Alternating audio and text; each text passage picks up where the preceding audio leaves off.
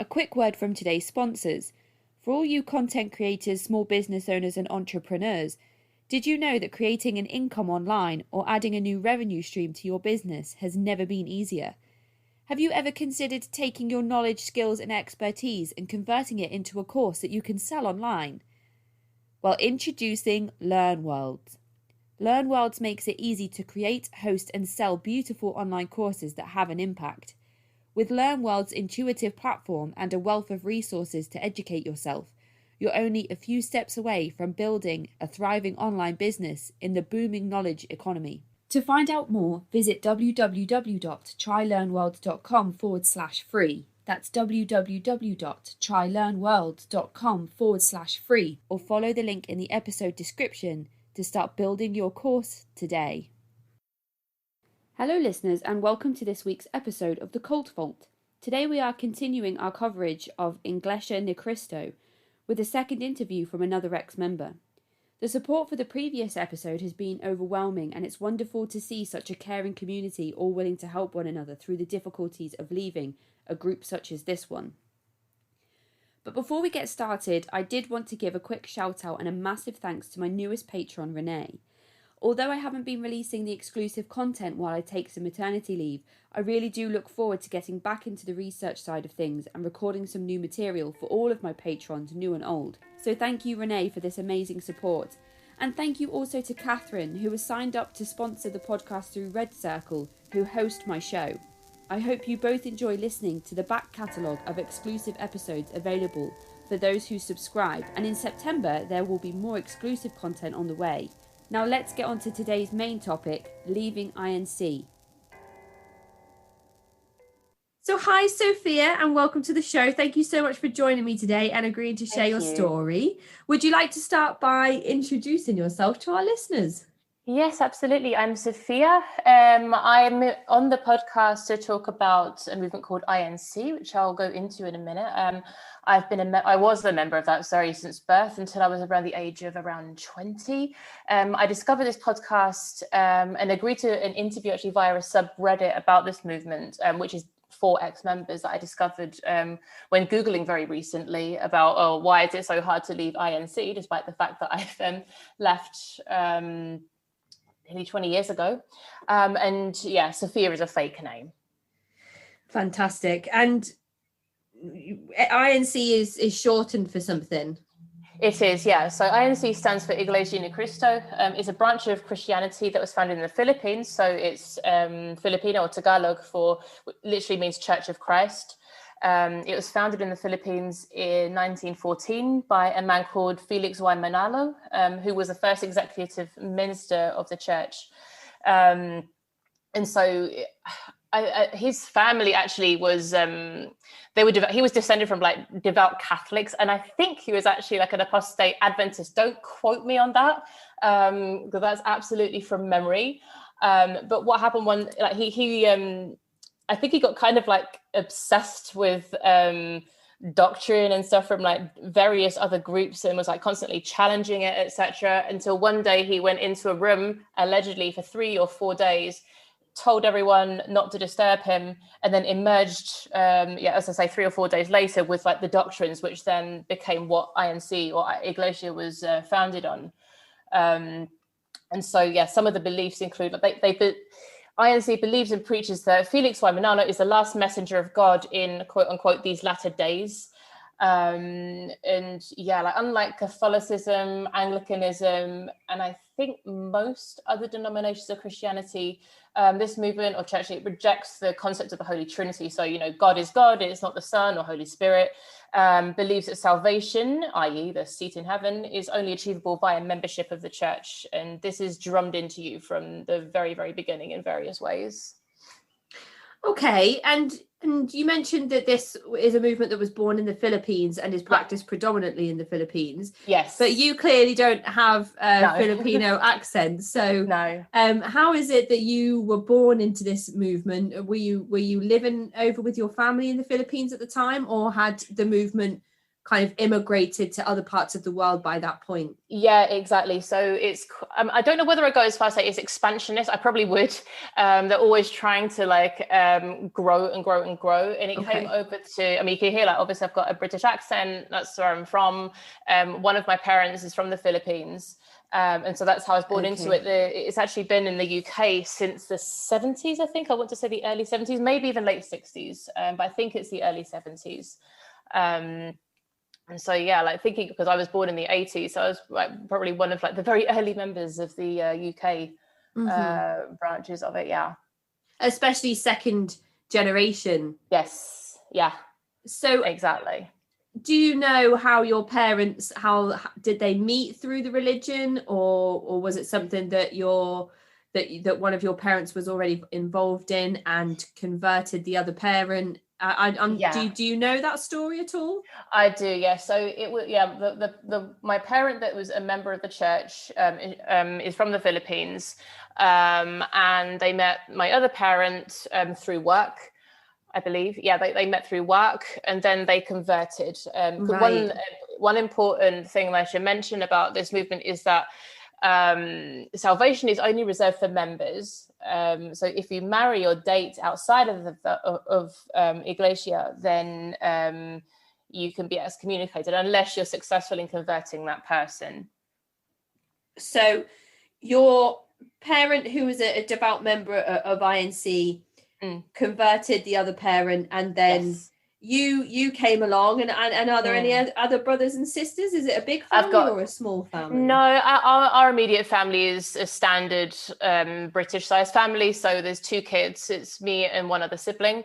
My family in the Philippines is like far bigger. I've got lots and lots of cousins, and my parent from the Philippines has got lots of brothers and sisters. Yeah. Okay.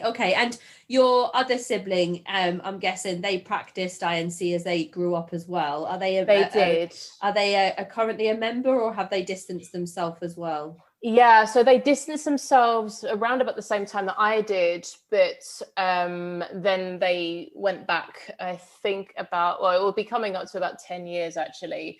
I'm not certain why. Every time I've tried to ask or have that conversation, either barriers have gone up or like I don't want to talk about it, or it's a very, very sensitive subject because it's one of those subjects I just cannot talk about with them anymore. I have tried, but it's done is just resulted in huge arguments.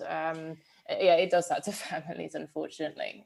But you still have a relationship at some level. It's not sort of like on the Jehovah's Witness level where you kind of would lose that contact with that family member. No, so they don't practice shunning in the same way as like Scientology or Jehovah's Witness. I think that's what they refer to it as.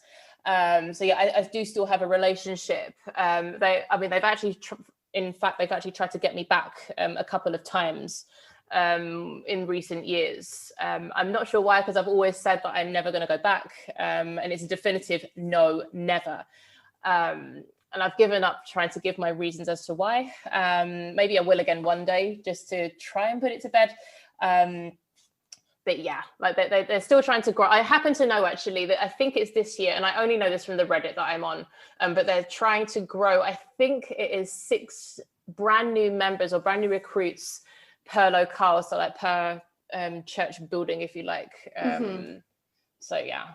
And I guess that I'm probably like a quote unquote easy target because I used to be there. So if I can be convinced, then, they've got one back. And, I guess it's kind of done through love as well in a weird way, because they genuinely believe that salvation is through the church. And because they think that, this sounds so twisted, but they think that I'm going to hell because I left the church and, I'm an apostate.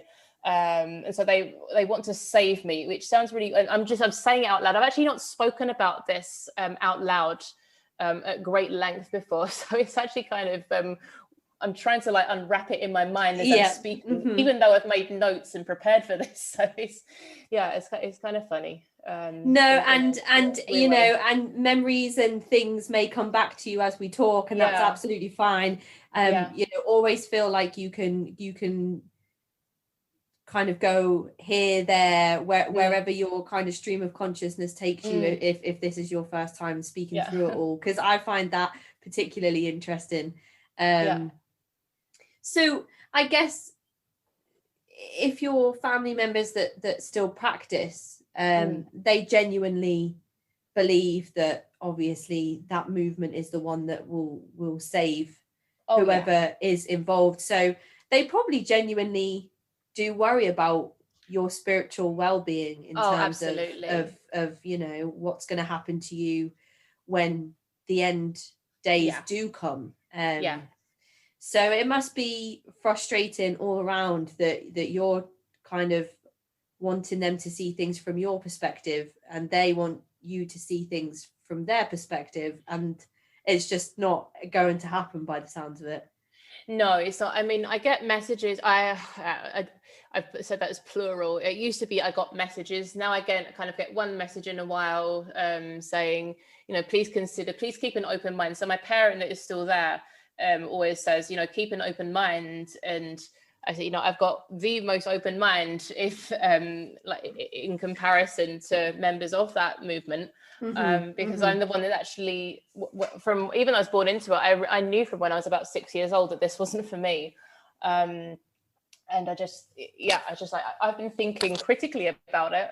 I mean, it's not for a 6-year-old. Can a 6-year-old think critically? I don't know. I've got a 4-year-old. I'm not sure he can think critically yet. But, you know, I've been trying to think and like look at other avenues and everything from when I was a very young age. So I've kept this open mind. And I really tried actually when I was probably in my teens, like pre-teens and early teens. I really tried to kind of like, okay, if this is it, then I guess that was I think that was a mix of like desperation of just like, okay, I'm never going to get out, so I might as well just go all in and everything. But it just didn't work. There was just too many things that just didn't make sense, you know. And I mean, I guess that's not exclusive because I've actually landed on my atheist now after a long time. So that part, in terms of like, there's a lot of things that doesn't make sense. That's not exclusive to INC. There's a lot of things personally for me about religion as a whole that doesn't make sense. And it's actually been interesting, like preparing for this interview, just to think about the differences between cult and religion. Because INC in the Philippines, I think, is definitely seen as the cult. In the subreddit that where you contacted us, and there are a lot of members there that just say, yes, this is a cult, this is a cult. And I have actually landed very recently that, yes, this is a cult. But for a long time, it's like, well, no, it's an established religion. It's a quite fundamental Christian beliefs, which it is. It loves the Old Testament, loves a bit of preaching about lake of fire and that you'll go swimming in the lake of fire if you're bad, that kind of thing. So it's not like David Koresh and like the Branch Davidians, the whole Waco siege and everything. But like you mentioned Jehovah's Witness earlier, like I'd be tempted to perhaps liken it more sort of to Jehovah's Witnesses. So not in terms of like the beliefs per se. I mean, I can't actually speak to what Jehovah's Witness like really believe in, but more of the fact that they started as Jehovah's Witness and Scientology also for that matter, it started as a movement. They're now established religions. They've outlived their founders now, but there are a few elements in INC that for me, and I have to emphasize this is for me, set it apart from like a quote unquote normal religion. And I think the question, I went off on a tangent a bit there. No, that's brilliant. And it's there's a few things that you said there that I think are important. Your narrative around knowing at an early age that something wasn't quite right. Not just with the movement itself, but with your belief system or with you personally. That is often quite common with people I speak with that have been born into their movements and kind of realized at an early age that something didn't quite sit right with them. Even if it didn't seem to phase other family members, but I know that's often a conversation that you wouldn't have anyway. You wouldn't want to sit down at 6 years old and say, you know, to your mum or dad, like, I don't believe any of that stuff that we've just listened to at that service. But then kind of give it all or nothing in the teenage years, you know, and really try and throw themselves in, or have a relationship with somebody of the opposite sex in hopes that they can change their sexuality and stay a part of that religion, and then just realize that it just doesn't work. And then eventually you reach that point where you say, okay, well, I need to try and have a life outside of this to see if it can be any better. So what you've said there is definitely universal, I would say, across second, third, fourth generation members who have had those thoughts of something's not right. But at the same time, you mentioned there about, you know, cults versus religions, and there's often another definition of a cult, and that is anything that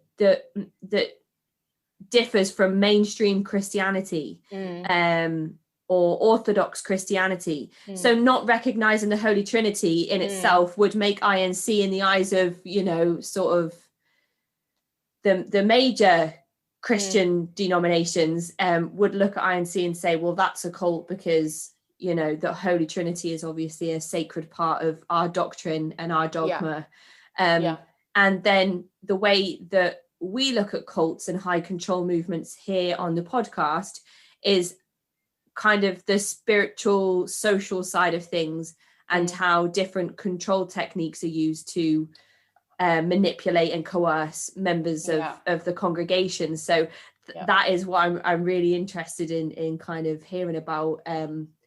And I'm sure that there is a lot of pressure from your practicing family members to keep coming back to you and attempting to get you back on board, from people in higher positions.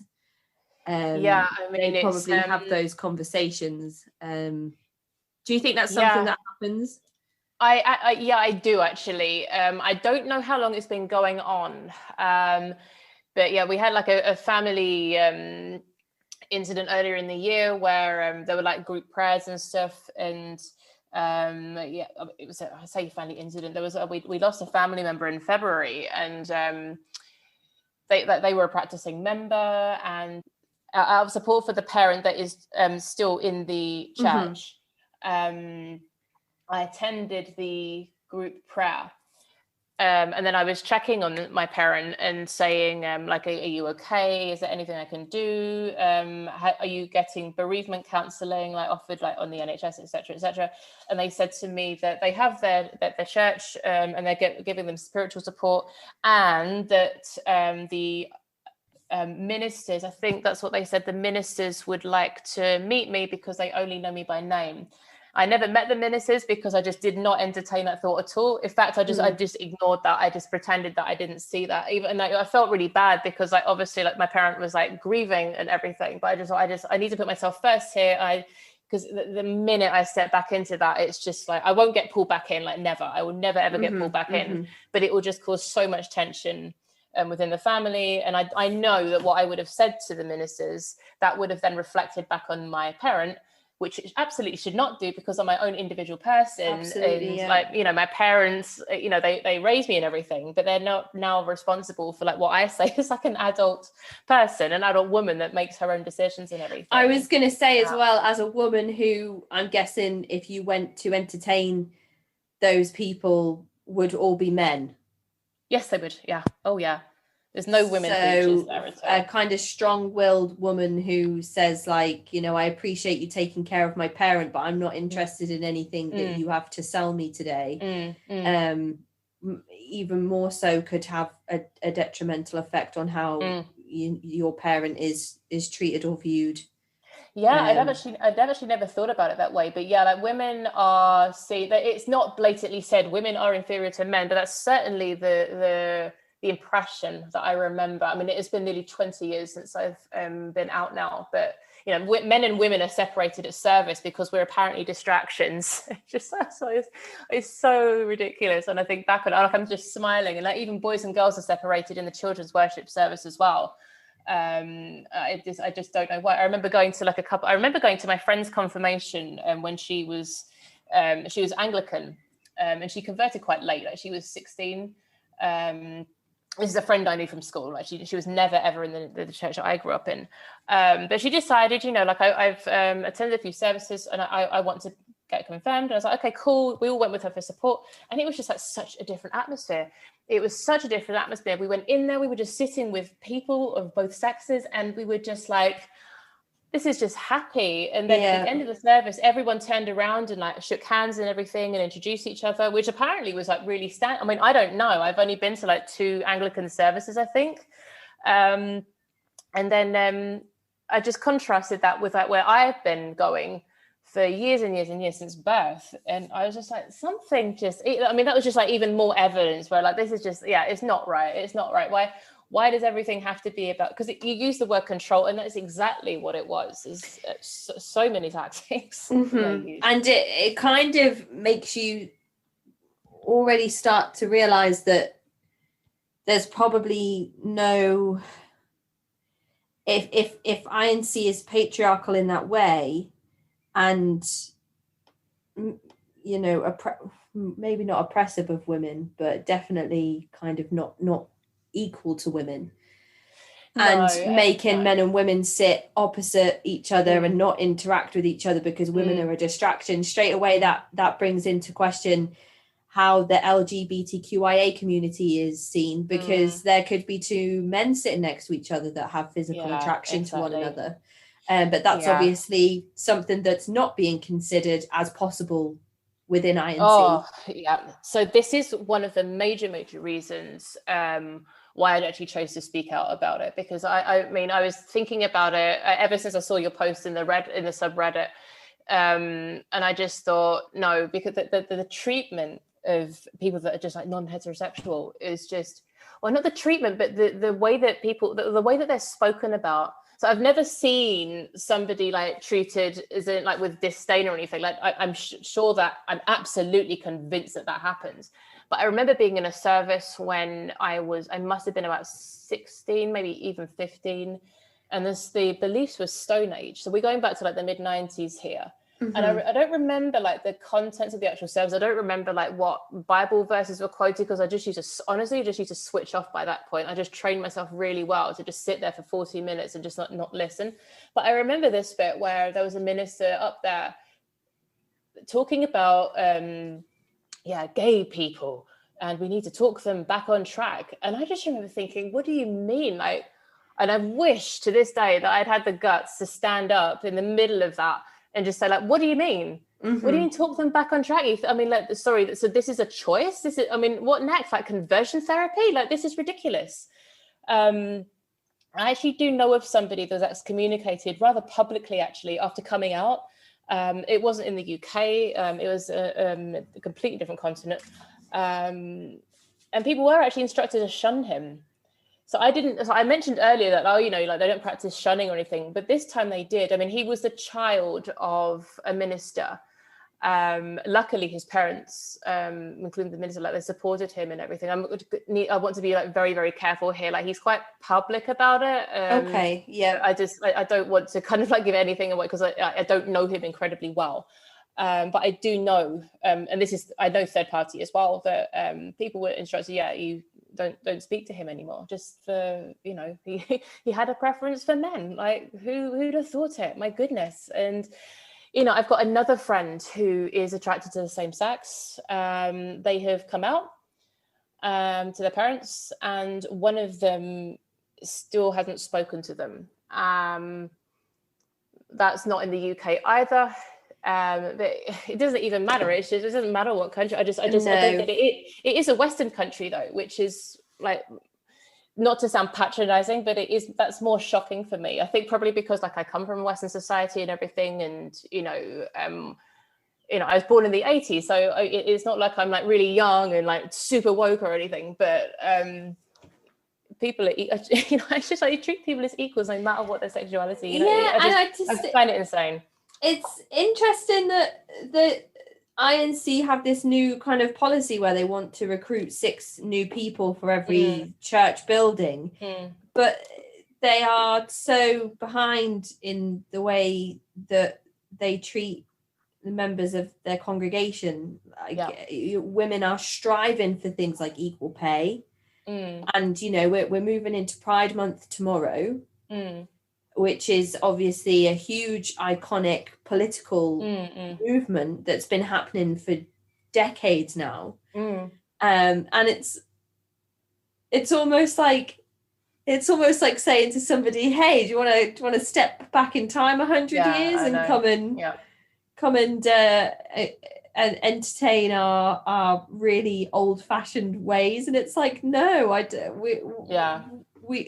why would we make all this progress to just take 50 steps back? That doesn't, and it never makes sense to me. I always find it so strange, especially with these different religious denominations who kind of all, I don't know why anybody would want to. It's hard, especially when you're born into these movements. Definitely. But you mentioned before about a friend at school who was Anglican, and I'm just wondering, so did you go to public school and attend a public school with kind of different religious people around you? They practice different denominations of Christianity and whatnot. So I grew up in a very multi-ethnic area, so there was Christianity, Sikhism, Hinduism, Islam, I think everything that you can think of, really. And my friend, I say that she converted to Anglicanism. I think that she'd been going to church, you go to mass, midnight mass at Christmas, and maybe you go to a church service at Easter or something. But she actually thought, she's actually started to go a bit more regularly, and then in the end she's like, okay, but I want to become a full-blown member of the Anglican Church. And so she went and did that. And that's cool that somebody can make that decision on their own as well. She did it on her own. And it's she nice practices today. You speak about her quite fondly and as a friend, so it's nice that you were able to have those interactions with people outside of your particular movement growing up.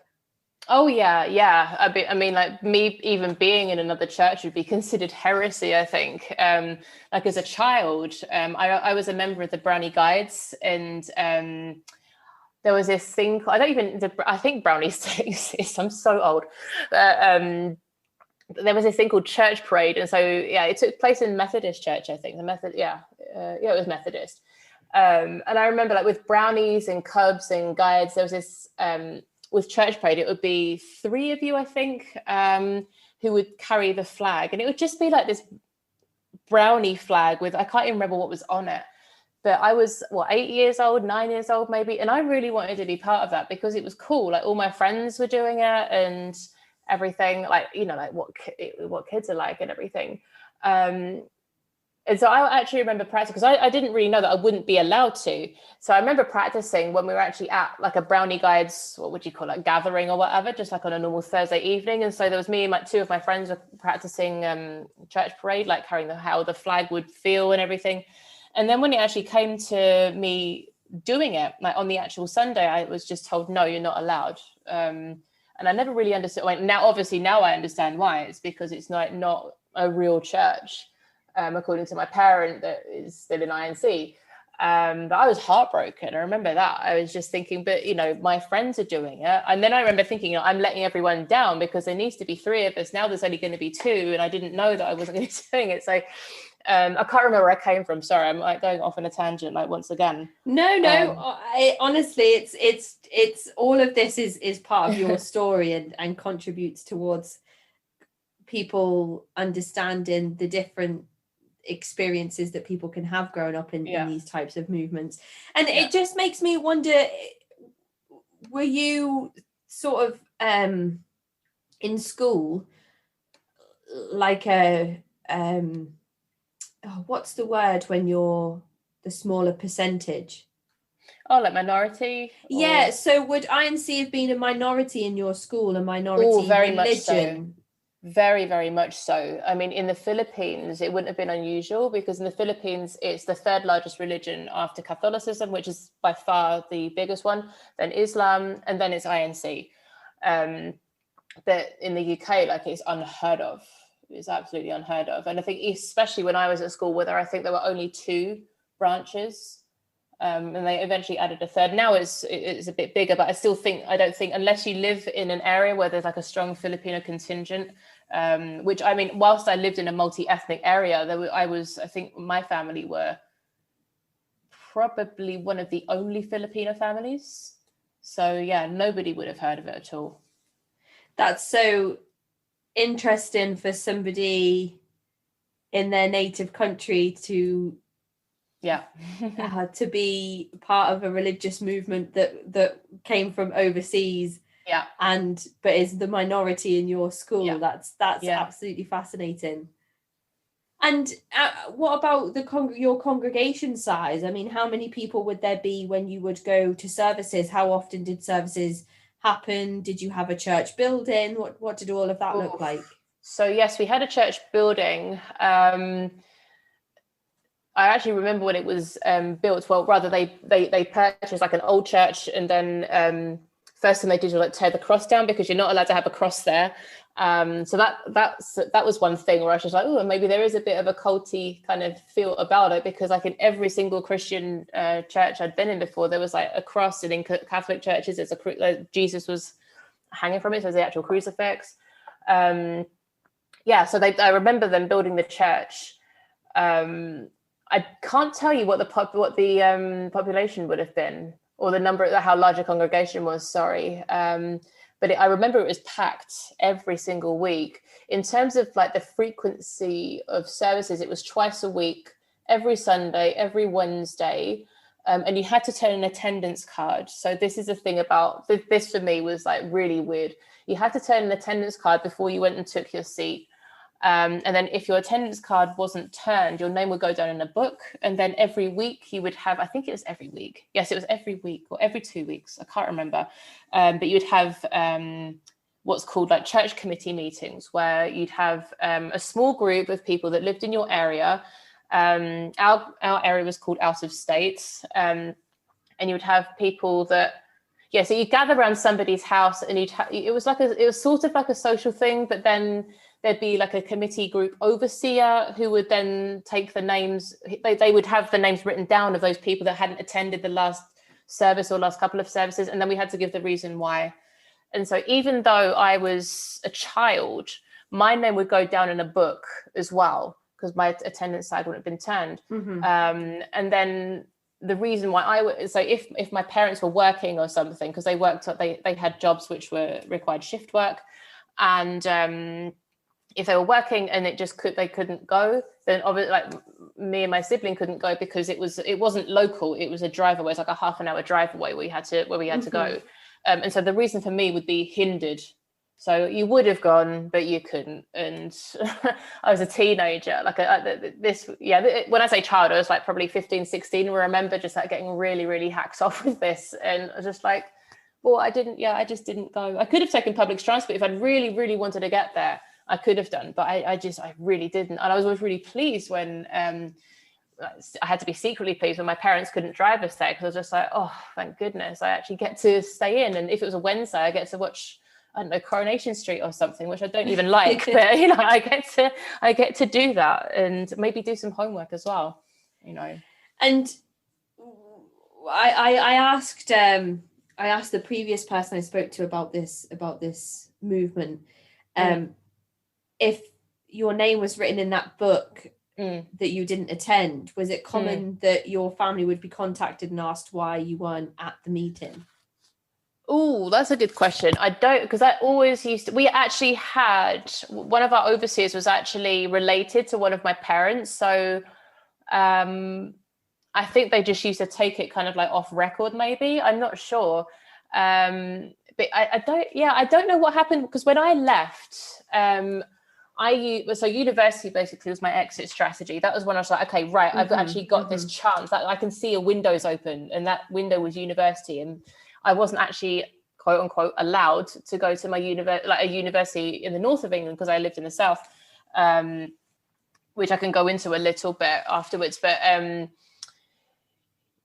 I remember using like my final year as an excuse, like, I've just got so much work. I'm going to stay up here for the weekend instead of coming home. And so I did it like a gradual phase out. So one Sunday I just decided, nope, I'm not coming home. So I was just like, I've got a lot of work on, and I'm I'm going to stay here and get it done. When in reality, I was like going out to the student union and, you know, just being a student, I was just being a normal student that just wanted to go out. And sometimes I just stayed in, and because that was the freedom that I had. And then I just ramped it up ever so gradually. So then it would be like every 3 Sundays that I wouldn't go, and then every 2 Sundays, and then eventually like every Sunday that I wouldn't go. And eventually what I said was, you know, well, I need to actually work Sundays because I need to pay my way through X, Y, and Z. I need to buy textbooks or whatever. Yeah.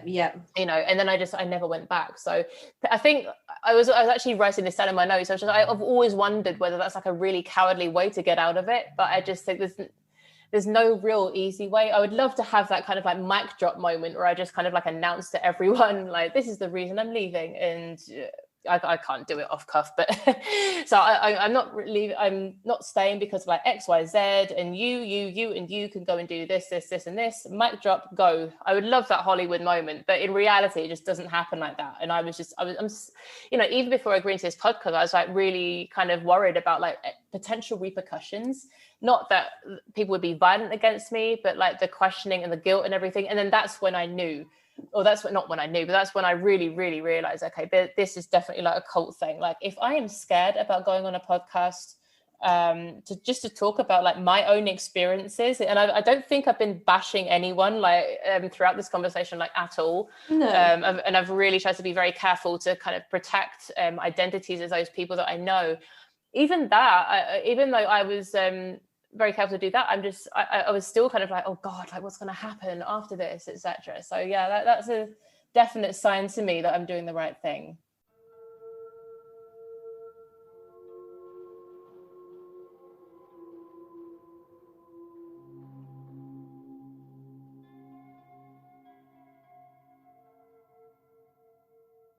A quick word from our sponsors.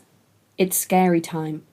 Lock your doors, check under your bed, and turn on a nightlight because it's time for the scariest stories, history, and conversations you've ever heard.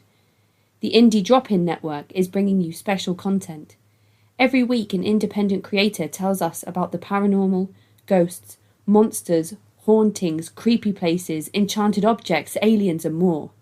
Best of all, if you like the creator, you can follow them for more great content, if you dare. One episode by one particular show called Hidden in the Shadows is a deep dive into the legend of the black-eyed children and the terrifying encounters some people have had. Listen to Scary Time on Apple Podcasts today, or follow the link in the show description to find out more.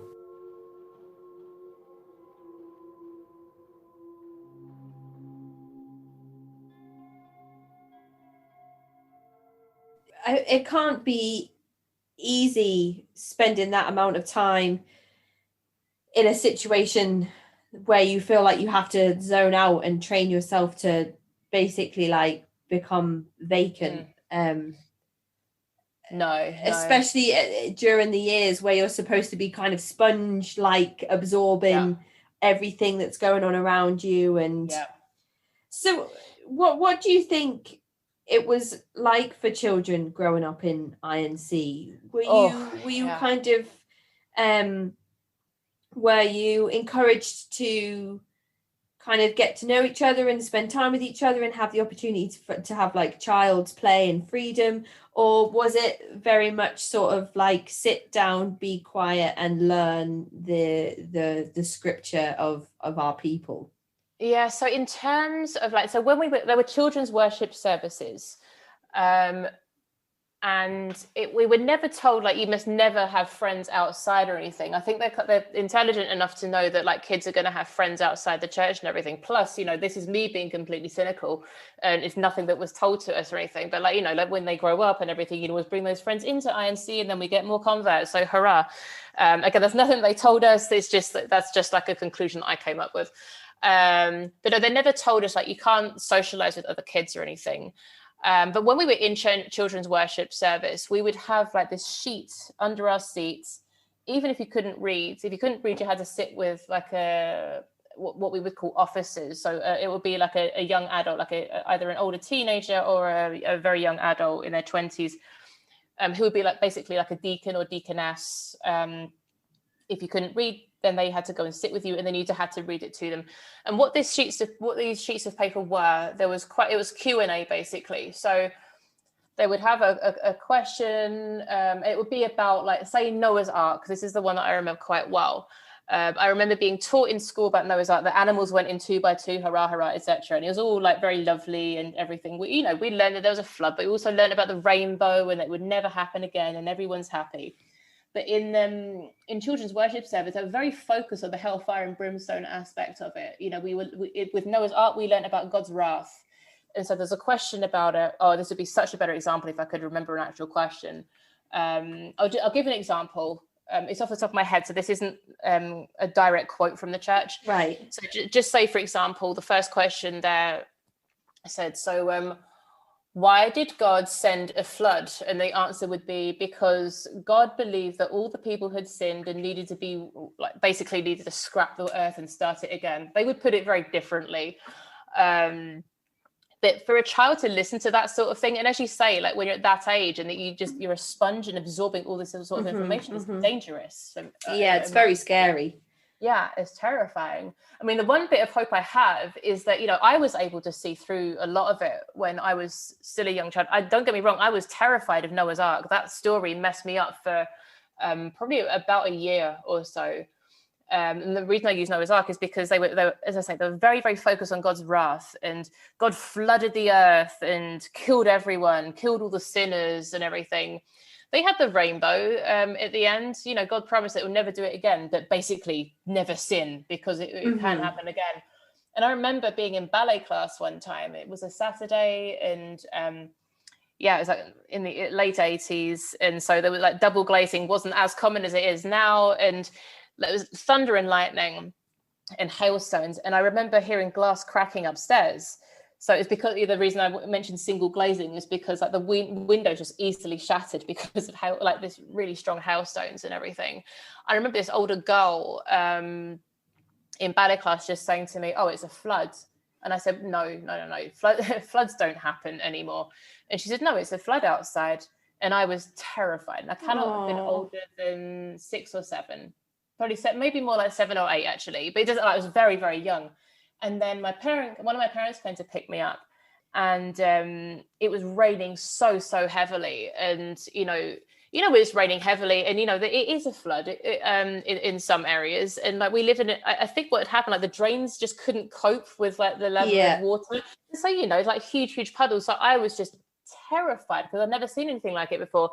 And in my head I had, it's a flood, and I screamed all the way home, which must have been about a 10-minute drive. And my parent kept asking, what's wrong? And I said, well, God promised this would never happen again. I was screaming it. I remember sitting in the middle of the car, hands over my ears, screaming because I was so terrified. And my parent was laughing. And wow, okay. I just was like, why are you laughing? Why are you laughing? And it's because I knew that obviously it wasn't true, that this was just a storm. But I was so scared. I was so scared. And then when I confronted them, I don't know when I confronted them, but I was much older. I said, like, well, why did you laugh? Do you remember when I did that? Why did you laugh? And they said, because I thought it was rather sweet. And now I have no problem with this parent like now, but at the time, I still, like, when I think back on that, I'm just like, I cannot believe that that's what the answer was. Yeah. Because I would say, if that had been my eldest kid now, there's no way I would have been laughing if he's that scared of something. Even if I know he's not going to get harmed. And obviously my parent knew I wasn't going to get harmed, and I wasn't going to be washed away in a flood like I thought. But I remember that really messed me up. And I remember drawing, so we used to have a group of mums that came into school to help us with our reading, with our maths, etc. And so we had to draw thank you cards for them. And so I thought, okay, I'm going to use Noah's Ark as a theme. If a normal child, I was a normal child, but a child that had learned Noah's Ark in like the standard way would have drawn an ark and then 2 animals. Oh, there's 2 elephants. That's so cute. And look, 2 kittens. Oh, how lovely. I drew loads of dead people at the bottom of the sea with like, the crossed eyes that you do for like if somebody's dead. Yeah. That's what I drew. And I took it to my teacher, and they were just like, I'm not quite sure, like very British. I'm not quite sure that's what they're going for. And so I thought, okay, I'll just colour the lightning in different then. And I look back at that now, and I'm just like, oh man, again, I was around about the same age, but that story just, it messed me up so much. Yeah, and it makes me wonder if some parents would have had a different reaction at that point, and almost had like a, oh my goodness, what are these stories doing to my child's kind of psychology? Yeah. Unfortunately, in that movement, and obviously I can't say this for certain, but it's just based on people that I know, because a lot of people that I know were like born into it and everything. Unfortunately, for that generation at least, I think the reaction, whilst it might not have been laughter, it might have been, oh, that's really cute still. Because they're that far gone. They were brainwashed as well when they were kids, and so that they never were able to think critically. And I don't know how much of that is to do with like being in the Philippines, because I know that it is harder in the Philippines. So yeah, I mean, I know that I was very lucky to grow up in a society where, you know, I could basically disappear out of it. In the Philippines, it's not that easy. Yeah, and I don't have the first kind of inkling about culture and society over in that part of the world, so I can't even sit here and speculate. But you mentioned that, you know, interacting with other children could be a way to bring new families into the church, so it was kind of not discouraged for you to kind of build bonds and friendships. What other types of fundraising or recruitment does the church use to bring people in or fund itself? Yeah, so the thing I said about like making friends with the kids to use them as recruits, that's purely my very cynical self thinking that's why they allow it. So that's nothing that we were ever told or anything. We were not advised that as a strategy. So that's definitely just coming from my head. In terms of like fundraising, etc., I think they've ramped it up in recent years. But yeah, like they have these things called offering, or in the Philippines it's called abuloy, where it's just you give any amount that you like to the church every service. So every Sunday, every Wednesday, or whenever your services are, you give an offering, and then that offering is to God, but it goes into funding like the building of new churches, etc. And I don't know whether I don't think they're funded by the government. I don't think so. My knowledge on funding is like very, very patchy. So I'm not the best person to ask about that part at all. But I do know that there are 2 Thanksgivings, I think there's mid-year Thanksgiving and then proper Thanksgiving, and then Holy Supper as well, where you're expected to kind of like give just a bit more. I mean, my offering was like £1 a week. Oh no, so it would have been £2 because it would have been like a Wednesday and a Sunday. And so then you add that up over time. I mean, it's not that much, of course. It's like, what, £8 a week, something like that. I don't know how much we go for Holy Supper and the other bigger services. But I remember I was actually an officer in the children's worship service. The reason I did it is not because like I really believed in it and really wanted to get the kids to really believe in it, but it's because I wanted to get out the adult service, and I just wanted to like play with the kids and everything. And sometimes so that's what I got out of that. But I remember collecting money from the kids, and there was somebody that would always give like a £5 note, and it's only now when I look back at it, I'm just like, I don't know whether their parents could actually afford to part with that every single week, like times it by the number of siblings they had, and then their parents as well. I mean, obviously, I'm not going to be a person to say, oh my goodness, like you should never give money, it's your money, you do what you want with it, in my opinion. But you kind of, I know that there's a pressure. It must have been like a huger pressure for the adults as well, to like give more, especially when it comes to like the bigger services. Like you give more because we're thanking God here. Come on, like God gave you life and all of that sort of stuff. So yeah, that's not fundraising per se. It's literally just getting like members to donate. So yeah, and the person I interviewed previously mentioned that the children's group that you were a part of, and then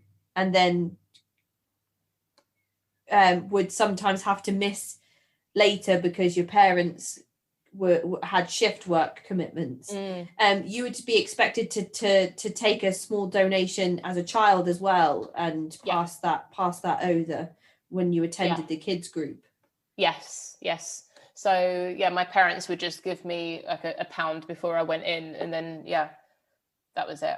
So that didn't come out of my pocket money or anything. That was like something extra that my parents gave me.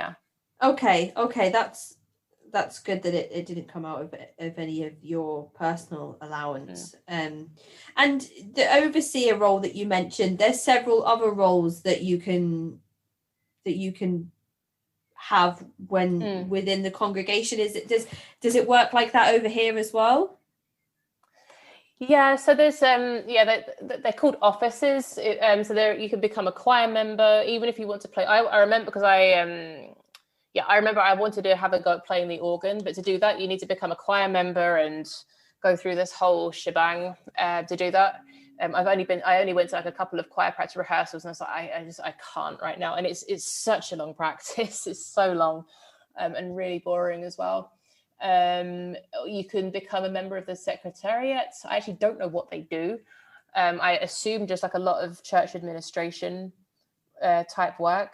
There's finances, or like the treasury, and you can become a deacon or a deaconess, which is, on the face of it, you basically stand at the end of each pew and hand out hymn books and collect the money from people, and then hand that into the big collection box at the end. And then with deacons, only men can get this as well. So with deacons, you can kind of like get promoted in a way and become like a head deacon. I don't know how on earth you fulfill that criteria, but you can. And that means that you get to go up on I was going to say like on stage, not on stage, but like you get to go up with the minister and like lead the prayers and everything on before the service starts, etc. I think you get to do you get to do the closing prayer? I can't remember, but there's that's one of the perks that comes with it. And then there's children's worship service and children's choir, etc. But those are the offices that you can hold. They're unpaid as far as I know. I mean, when I was an officer, it was definitely unpaid. But if you make a mistake, I remember like making a mistake when I was counting and doing the counting for the children's service. So I had collected the money, and then I had to count it with the rest of the team. And I wrote something like a 5 instead of a 2, and I was like, okay, well, I'll just cross that out and write a 2. But my God, it was like the biggest deal ever. I had to write an apology to the church administration that I made a mistake and everything, and I apologized. And that got me so stressed about doing it again, and it was ridiculous. I look back on it now, I was like, why did you get so stressed with that? But I get like when you're in the moment and you've just got all this, just like, oh my goodness, you made a mistake. Okay, you need to write a letter saying that you're very sorry, it won't happen again, blah, blah, blah, blah, blah. And now I look back on that and I'm like, if I could go back to that girl then with the knowledge that I have now, I would have handled it very, very differently. Yeah. And I mean, it makes you wonder how many other people have had those experiences of feeling like they've done something wrong and need to apologize profusely, and then the lengths that some committed members will go to try and rectify that or prove their their allegiance to the church through any means necessary. Like, can I do this? Can I do that? Can I donate more hours? Can I, can I become more involved in the church because you're telling me I've done something wrong and I want to prove to you that I haven't. And it just, it kind of all goes around in a big circle then, doesn't it? Yeah. Oh God. Yeah, completely. And I think that it's interesting you mentioned like people would do anything to like show their allegiance and everything. I have a family member we were on a family holiday together in the Philippines, and we wanted to take a family photo, but just tiny bit of background. You're not actually allowed to drink alcohol in the church. So many people do, so there's so much hypocrisy that goes on within the followers. But we were having a really nice time. We were just having just a couple of bottles of Sammy. Nobody was getting drunk. It was just like we had a bottle of beer each. And then there's a family member there. We wanted to take a family photo, and this family member said, but we need all the beer bottles out of the photo, every single one, because I don't want to be pictured with them. And I was thinking, okay, and my family member, she had a high, like, quite a high office. I was like, okay, I'll benefit of the doubt. All right, fair enough. Let's clear it. Okay, whatever.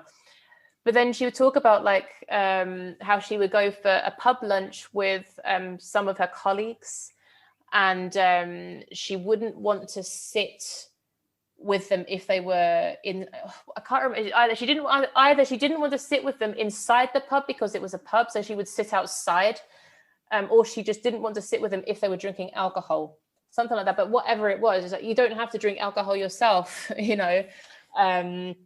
But that was very sad. But she felt the need to speak about that, and I always wondered like why. And you know, I happen to know she wasn't like a wild child or anything. Like she was very devoted to her duties, like very, very devoted. So I don't know why that she felt the need to kind of announce, because she did that more than once, and I was just thinking, this is very odd. I got paranoid at one point. So it's because like she knows that I'm like living like a quote unquote bad life. I'm going out and being like a teenager and drinking with my friends. Yeah. I don't know. I still don't know. So in terms of alcohol being a restriction within the religion, is there anything else in terms of clothing or food or leisure activities and things like that are seen as something that shouldn't be done within the church? Yeah, so I mean, I mentioned church parade earlier, which I absolutely wasn't allowed to do. Now I know why when I look back on it. Clothing, yeah, I was told off once for wearing I was told off a couple of times actually. So one time I was told off for wearing culottes, so like those trousers that like kind of look like a skirt. So it was the 90s; they were like a thing then, and everything. So I was told off for wearing those because it wasn't a proper skirt. I don't think that was by an officer. To be fair, that was just by another member. My color of my nail varnish got commented on a couple of times. Again, not by an officer per se, but by other members. Like, why are you wearing blue nail varnish? It's, you know, whatever. So that wasn't like a restriction, more of a just the society, that society being like quite judgmental. But I remember once being asked to change into a skirt in my own house. So I would have been a teenager. I was still living at home, and it was one of those overseer meetings that I was telling you about earlier. So the whole gang was round and everything. I was wearing trousers. I wasn't dressed like untied. I wasn't like looking unkempt or anything. I just happened to have jeans on or a pair of trousers. And I got told in my own house by someone who'd never been there before, have you got a skirt that you can go and change into? No. Yeah. In your own home? Yeah. I mean, it was obviously like not technically my home because I don't own it, blah, blah, blah, blah, blah. But yeah. But it is your home if you're a child of the parents who live there. Yeah. Oh my goodness. Someone walks into your house and says, no, you should go and get changed. Yeah. Yeah. I don't know about that.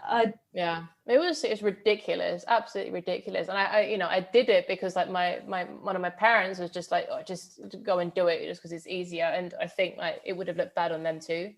But they get you like that. You're just like, oh, bring shame on your mum and dad and all of that. And that's how they keep a lot of them in, I swear. It's just all this guilt, so much guilt. And like we talked about control as well. And that's very much all of that. That's an example of control as well. Just like, oh, you know, you can't wear trousers in your own house, and then like one of my parents just felt the need to just please go and do it. I can't be bothered with the conversation. Oh like, right now. That's awful. Then that you don't have the the backup from your parental figure. So we talked briefly about the kind of the LGBT views being one of the reasons why you kind of more distanced yourself from the church. But were there any notable experiences or anything that happened to reinforce you not wanting to be a part of the movement anymore? Oh, there were lots. Yeah. I mean, so the one that happened, the moment when I was 6 years old, because I said to you earlier that I knew that I wanted to leave since I was 6 years old. That was when they told me that we don't celebrate Christmas. We always had like a Christmas tree in my house growing up. Like we didn't go to like midnight mass or anything, but we always had like Christmas tree. We had Christmas presents. My sibling and I, we believed in Santa Claus. And then when I heard like, we don't celebrate Christmas, I was like, well, hang on a second. No, yes, we do. And I remember being shamed. This is the first notable moment for me. that I remember. I remember being shamed in the middle of a children's worship service, me and my sibling. And I remember the teacher saying, "So, who has a Christmas tree?" And me and my sibling just put our hands up because we were 6 or 7 years old, and we didn't know any better. And you've been decorating your house, and that's yeah. And I'll never ever forget the look on the teacher's face. I'll never ever forget that. And I remember my sibling just looked at me. They're younger than me, and they looked at me just completely confused, like, why has nobody else got their hand up? Like, why does this feel wrong? And I remember realizing then, like, that's wrong. That's wrong. And then, like, who believes in Father Christmas? My sibling, like they're much younger, and so they straight up with a hand. And still to this day, I remember just being like, I wish that I could go back in time and just like hug those two and just tell them, you didn't do anything wrong. You had a good Christmas. Christmas is always really fun. Yeah, absolutely. So yeah, that was the first moment. And then I don't know where the last person you spoke to about this movement was based, but block voting was a massive thing. So they do that a lot in the Philippines. They've actually got quite a lot of political influence in the Philippines, because you don't vote according to like who you believe in individually. Like, that would be ridiculous. You get told who to vote for. It's quite controversial in the Philippines, in my opinion, because the INC have actually endorsed two quite controversial presidents.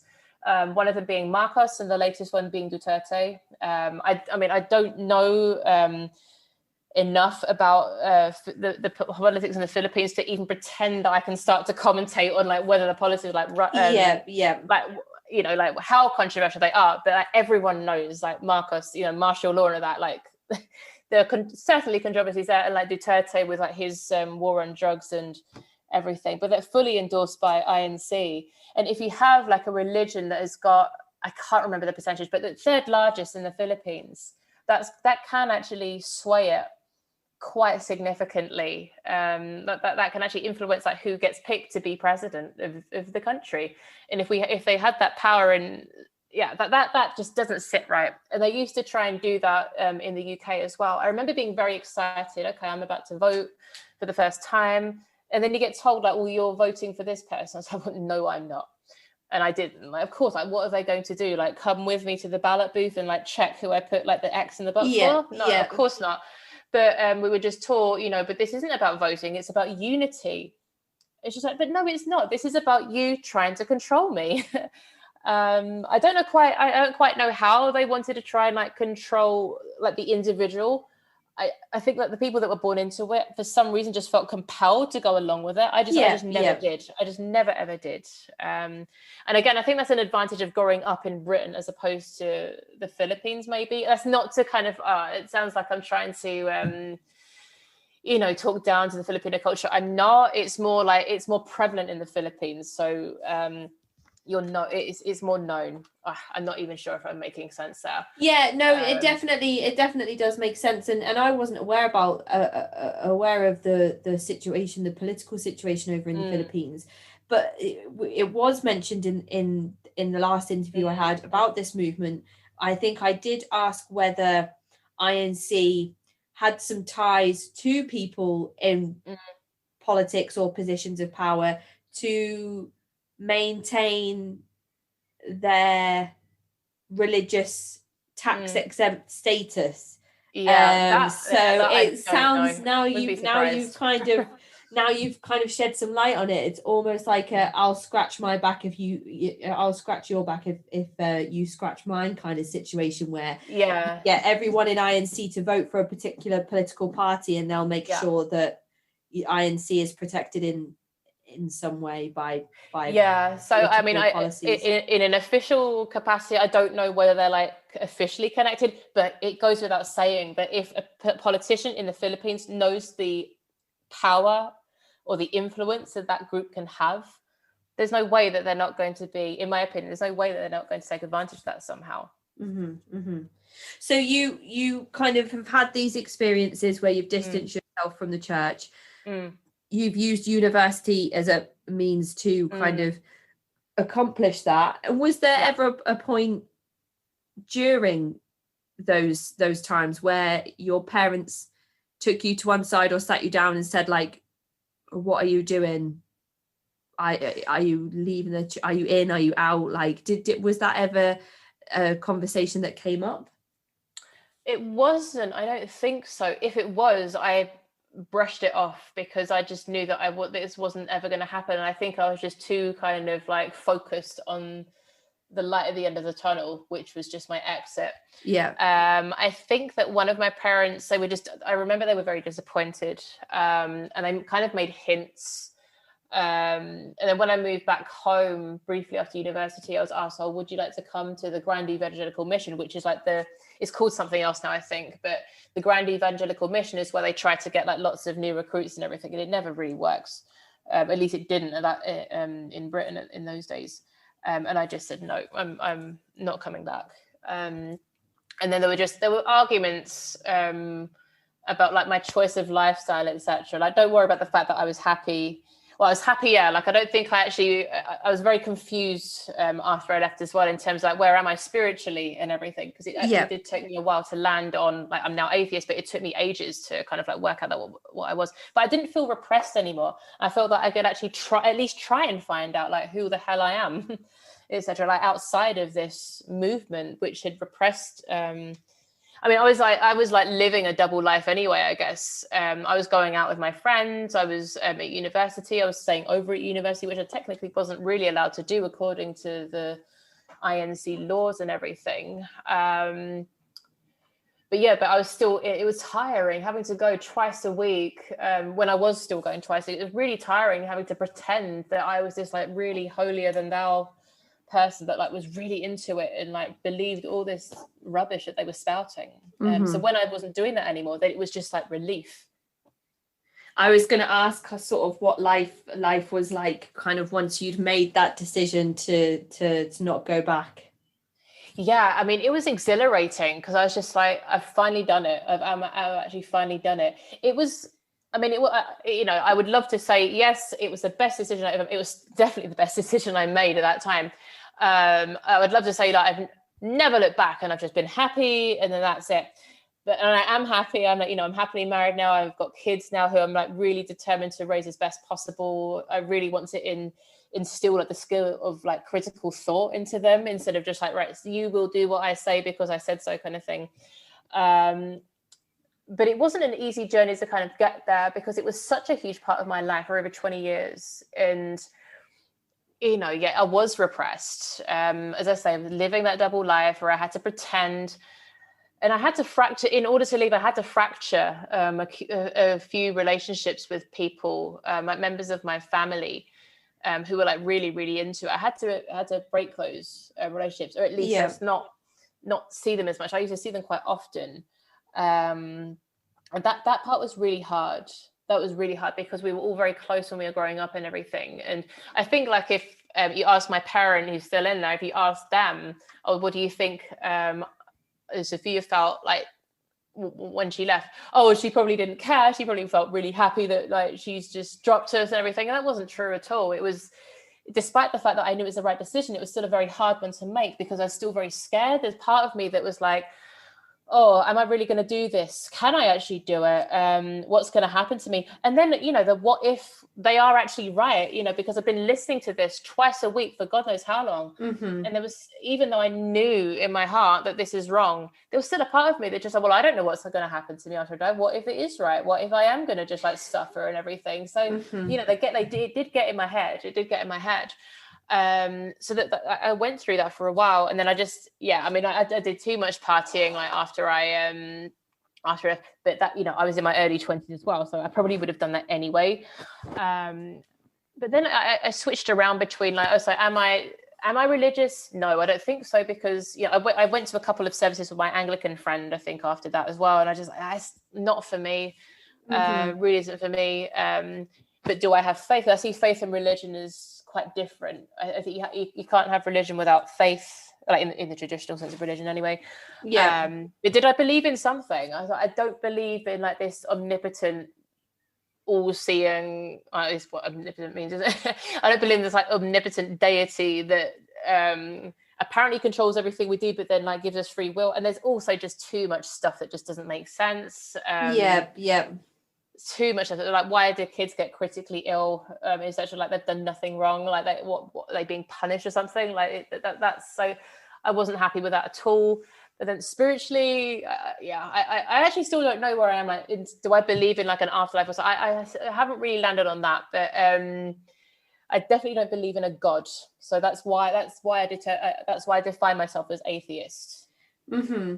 Especially because INC is almost a cult of personality as well, in terms of the leader that is revered, who was who is a physical being, a human being, that is perceived as the last, as you said at the start of the episode, the last line of communication between heaven and earth, or whichever words people would use to describe it. And I think it's almost more dangerous in that sense when it is a person that is worshipped on top of a person as well, that is saying, let's worship God, but actually kind of at the same time we're going to worship me as well. Oh yeah.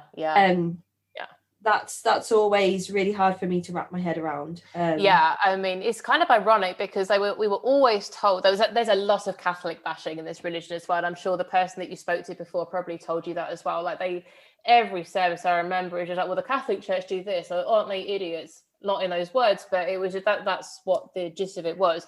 And the Catholic Church, they worship idols. Like, oh my God, like, why do they worship the Virgin Mary? I happen to believe that I don't know why people pray to the Virgin Mary. Not just because I'm atheist. I'm just like, but she was apparently just a human. I didn't ever get that, but still, like, just have some kind of respect. But then they would say that, they do that. They worship idols. They believe in like wearing the cross around your neck is. They believe, that the cross in a church, that's kind of like worshiping an idol. But then they go and pray for Felix Manalo what's his grandson's name? Eduardo Manalo is the current executive minister. And when I was in the church, we always had to pray for Eduardo Manalo. Iranio Manalo was Eduardo's father. Mm-hmm. And we had to always include them in prayer. So I was just like, how is that any different? I mean, I guess like for praying for them, it wasn't like worshipping them, but like we always had to include them. It's like, okay, like the executive minister, but like if we're not supposed to be like worshipping idols, like why are we doing this? Like, because we're placing them in such a massive pedestal. It's it didn't sit right. And I think that there was something that came out about embezzling as well, and using a lot of church money to buy fancy cars and things like that. So not only are the people's attention, thoughts, prayers going towards this family who are at the head of this movement, but also their finances as well, which is very sad. I mean, I've heard of that actually. I can't speak too much to it, simply because it happened. I think that if this is related to the controversy in 2015, that all happened way after I left. So unfortunately, I'm not the best person to speak to about that part at all. But I mean, I've heard like quite a lot of dodgy stuff in that regard. Mm-hmm. I wish to God I could comment on that more. And I mean, I guess my last question to you before I ask you if there's anything you think we've missed is, and you've touched on this a little bit kind of with your journey through university and kind of seeing that as a kind of the light at the end of the tunnel. What advice would you give to people who are in similar situations, have their doubts, are looking for their opportunity? What would be your advice to people who are looking to remove themselves from their religion? I think the first thing I would say is just like, be true to yourself. Just know what your values are outside of the organization. I had to do a lot of soul searching, even though I knew from a very early age. I still question a lot because you're just getting fed, and it's hard because you're getting fed twice a week. You're getting fed all of this. So yeah, just know who you are and stay true to that. And then, yeah, it is about forming an exit strategy. And as I said earlier, I wish that my exit could have been like, right, this massive moment, it's just a mic drop and then I'm out, but it's not easy to do. I saw university as my window of opportunity simply because I'd left home. I know that's not as easy for people to do, like if they have not left home, especially. I know that it's hard in the Philippines as well. But if you can, if that's what you want, maybe like break it down. It's a goal, break it down into manageable chunks. So what if the issue is that you can't leave home because of lack of money or something, then I don't know, like, is there even a part-time job that you can get and like start saving up money? It doesn't have to be that, but it's like any small step that you can think of when you're just trying to break down this like massive, overwhelming goal. And then just keep anything that you can do, even no matter how small, that you can do to get there, then just do it. Even if you think that it is too little, it doesn't matter. Even like joining the subreddit is a step in the right direction, because there are so many people that have been through. I mean, this is like really, this is very INC specific. Yeah. But like just finding that support group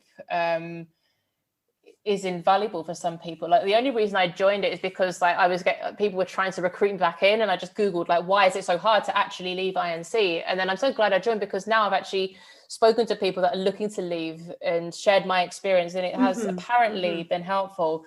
But also like find people that you can trust, like on the outside, lean on them, because you will need a support network. I think especially if you're in a country where the religion is so prevalent as well. Again, that's very specific to INC, but I think it's relevant to other groups as well. If you have that support network, you can lean on it. Maybe it's online to start with, and that's okay. It can be difficult, just like, I don't know who to, when you're stuck in an organization, I don't know who to trust, especially INC in particular, like to use like quite Orwellian methods to keep tabs on people. I know that there are people in that subreddit who are members of INC, and I know that they kind of follow people on Facebook as well. But once you can find someone that you can trust, then you can lean on them as much as possible, and find someone where you can talk. Like, don't keep it in. And if you need somebody to kind of like bounce ideas off on like, how do I do it, then there are groups out there. Reddit is probably quite a good place to start, actually, with regards to that. Absolutely, that's something I always advocate for in these interviews.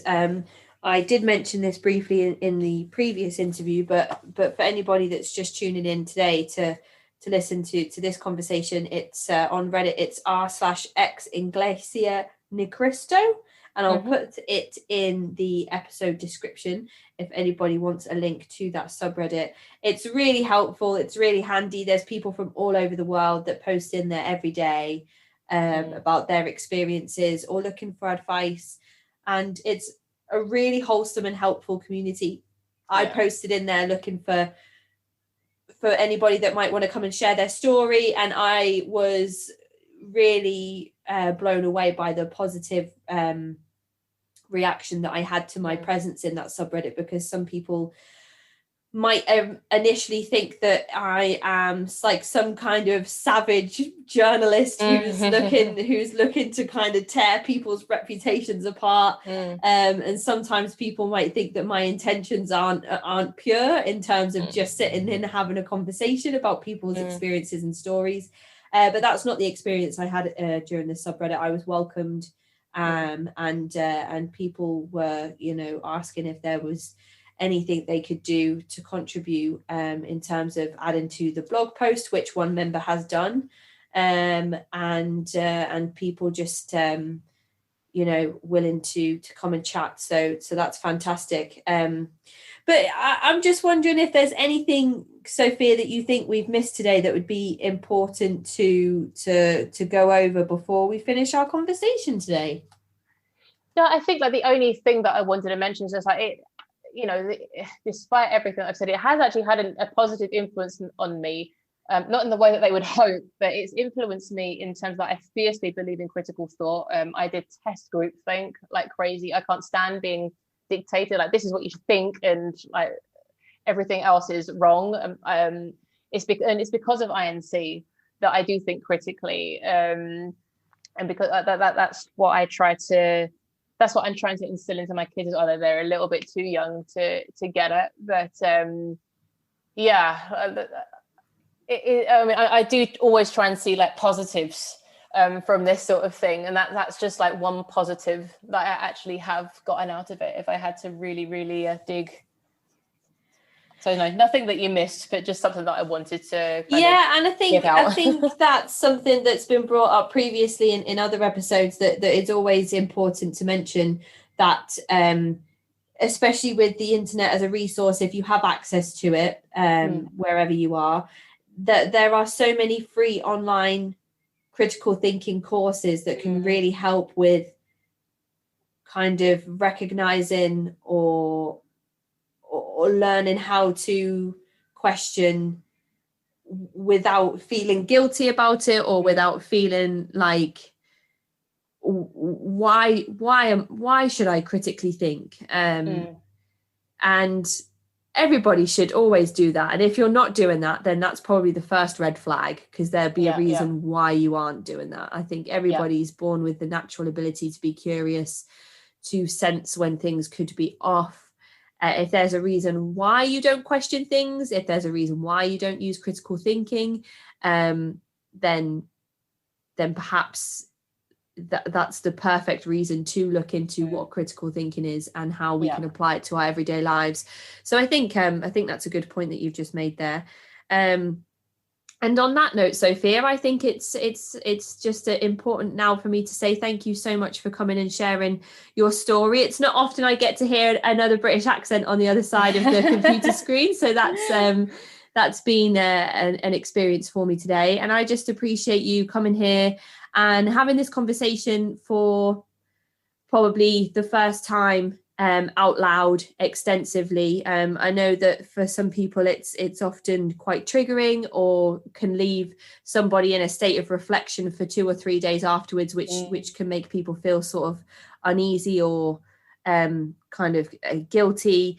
But I relate to that. I think it's so important that these stories are put out there, just for anybody else that could be listening, who can take even 30 seconds of what you've said today and apply it to themselves, and really significantly improve their situation and their well-being, just through knowing that there are people such as yourself that will come here and bravely speak about these things on the record. So thank you so much for your time today, Sophia. I really appreciate it. Thank you for the invitation.